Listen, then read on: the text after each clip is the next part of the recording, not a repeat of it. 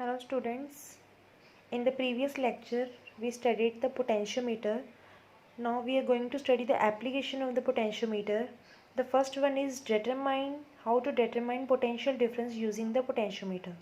Now this is the potentiometer, this is a driving cell, ammeter, rheostat and outer key, and this is the screws A and B at where we have tied the potentiometer wire. This is the meter scale, wooden scale, and here we have you apply the cell whose EMF we have to find out, and there is a key which is parallel to the resistance R1. Here is a resistance R in the external circuit. So first one we will close the key K.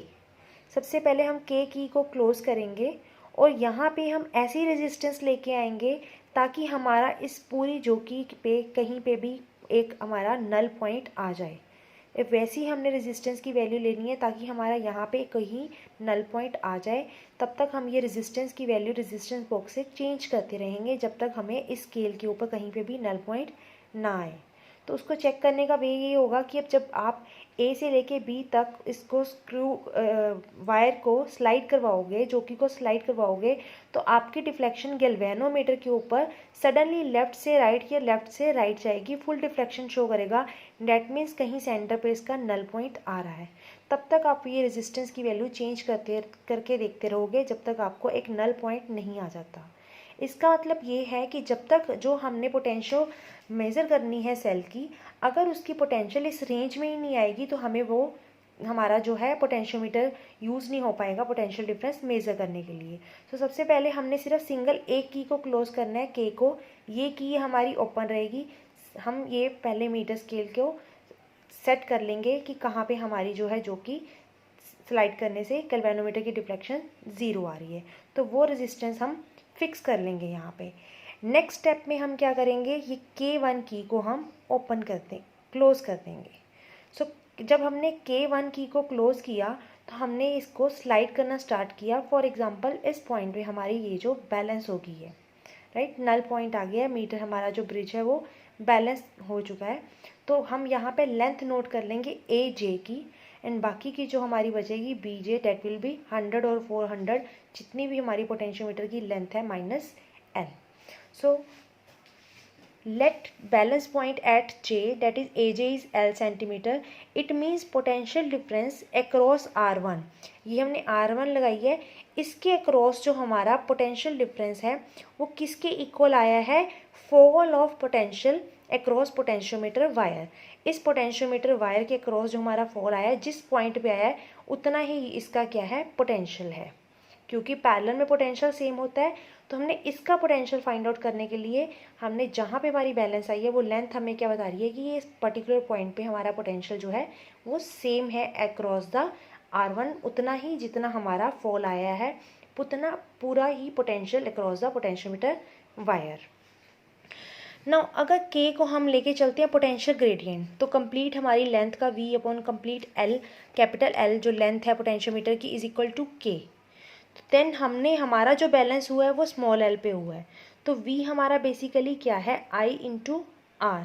अब I की value क्या है, potentiometer across the length, potentiometer wire length capital L, तो वो हमारा IR क्या है, R is the internal resistance, तो वो हमने वैल्यू पुट कर ली है silent upon R plus R जो हमने फर्स्ट पार्ट में की थी।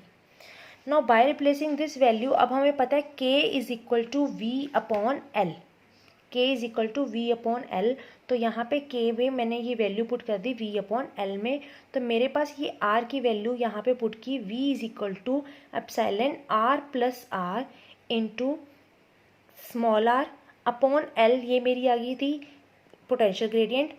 और जितनी मैंने लेंथ फाइंड आउट करनी है उतनी जब मैं इसको मल्टीप्लाई कर दूंगी तो वो मेरी पोटेंशियल आ जाएगी अक्रॉस द लेंथ जहाँ पे मेरा वो बैलेंस पॉइंट अचीव हुआ है। क्लियर? आई रिपीट कि मैं सबसे पहले K की को, आउटर की को क्लोज करूंगी और एक ऐसी रेजिस्टेंस की वैल्यू फिक्स कर दूंगी जिसके क्रॉस की जो मेरी पोटेंशियल की रेंज है उस पोटेंशियल की रेंज में आ रही है जिसकी मैंने पोटेंशियल वैल्यू फाइंड आउट करनी है, राइट। यहाँ इस पॉइंट को मैं बोल रही हूँ potential drop across the wire, और ये मेरा है पोटेंशियल डिफरेंस जिसकी मैंने वैल्यू फाइंड आउट करनी है सेल। नेक्स्ट मैं K1 को क्लोज कर रही हूँ। K1 को क्लोज करके मैं दोबारा जोकी को स्लाइड करवा रही हूँ। जिस पॉइंट पे मेरी जोकी स्लाइड होके मेरा गैल्वेनोमीटर ने डिफ्लेक्शन 0 शो कर दी, वो लेंथ मैं नोट कर लूँगी।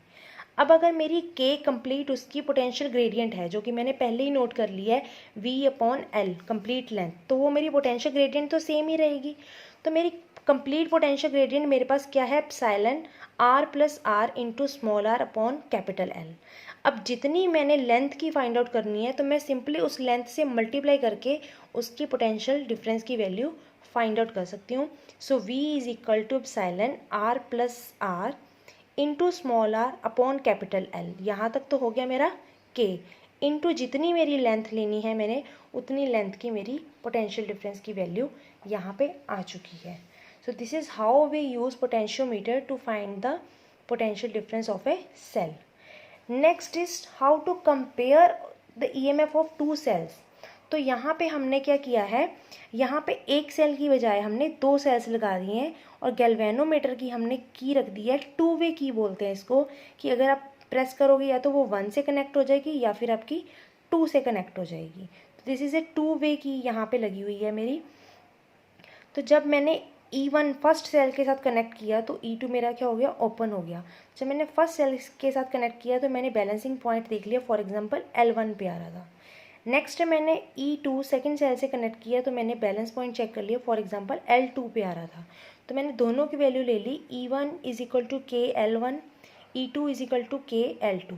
तो दोनों की रेशो मेरी कितनी कंपैरिजन आएगा, जितना उन दोनों की लेंथ का कंपैरिजन होगा। This is how we use potentiometer to compare the EMF of the two cells. Now next is how to determine the internal resistance of the cell. अब यहाँ पे मैंने क्या किया है, एक सेल लिया है जो कि गैल्वेनोमीटर से अटैच है, और सेकंड मैंने एक एक्सटर्नल रेजिस्टेंस ली है जिसके क्रॉस मेरी की लगी हुई है। अब इसमें भी सबसे पहले मैंने आउटर की के क्लोज की और मैंने वैल्यू नोट कर ली कि इस सेल की EMF कितनी है। अब यहाँ पे वही कॉन्सेप्ट आ जाएगा कि जब तो आप इस सर्किट की को ओपन रखोगे K1 को, तब तो ये आपकी बन जाएगी EMF।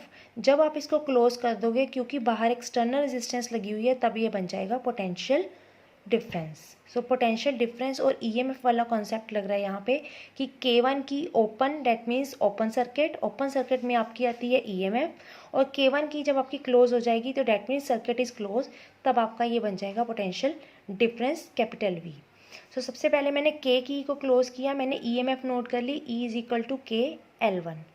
सेकेंड मैंने K1 की को भी क्लोज कर दिया, फिर मैंने दोबारा देखी, फॉर एग्जांपल वो मेरी L2 पे आ रही है, then V is equal to K L2। दोनों की रेशियो ले ली, date is L1 upon L2। अब हमें E और V का रिलेशन पता है from the equation E is equal to V plus I into small r। तो ये इक्वेशन में पुट करके हमारी इंटरनल रेजिस्टेंस की वैल्यू आती थी E minus V upon I। तो I की वैल्यू फर्दर रिप्लेस कर दी V अपॉन R, तो मेरे पास आ गई E minus V upon V into R। तो इसको अलग अलग लिख लिया मैंने, E upon V minus V upon V को 1 बन गया into R। So E upon V की रेशियो मेरे पास आई है L1 अपॉन L2, ये वैल्यू मैंने यहाँ पे पुट कर दी। So R is equal to L1 upon L2 minus 1 into capital R। तो डैट मीन्स हम इंटरनल रेजिस्टेंस की वैल्यू भी फाइंड आउट कर सकते हैं by measuring the two lengths, that is without external resistance and with external resistance by opening or closing the key K1. Now after all these applications, there is a next concept, sensitivity of the potentiometer. अब sensitivity आपकी क्या है, बिल्कुल precision की तरह है कि कितनी वो क्लोजली और स्मॉलर वैल्यूज़ को फाइंड आउट कर पा रहा है। That is the smallest potential difference date can be measured by the potentiometer. अब ये कितना होगा, जितना मेरा पोटेंशियल ग्रेडियंट कम होगा। डेट मीन्स वो ज़्यादा वोल्टेज को मेज़र कर रहा है, कम वोल्टेज को मेज़र कर रहा है, और लेंथ ज़्यादा है, राइट। जितनी ज़्यादा लेंथ उसकी होएगी और रेंज उसमें कम होएगी, उतनी उसकी एक्यूरेसी, प्रिसीजन जो हम बात करते हैं, वैसे ही सेम टर्म है हमारी, सेंसिटिविटी ज़्यादा होगी। अब V अपॉन L मेरी कम होगी तो मेरी सेंसिटिविटी ज़्यादा होएगी। V अपॉन L मेरी कम का मतलब क्या है, या तो मैं L को इंक्रीज़ कर दूँ या V को कम कर दूँ। L को मैं इंक्रीज़ कर सकती हूँ कि मैं लेंथ वायर की इंक्रीज़ कर दूँ, 100 की जगह 400 ले ली। अब V को डिक्रीज़ करने का तो एक ही सिस्टम है कि या तो मैं रेजिस्टेंस जो मेरी एक्सटर्नल में रियोस्टेट लगा हुआ है वो उसकी वैल्यू ज़्यादा कर दूँ, ज़्यादा रेजिस्टेंस होएगी कम करंट आएगा और यहाँ पे कम वोल्टेज होगी। तो फर्स्ट स्टेप है मेरे पास कि मैं रियोस्टेट से कर सकती हूँ।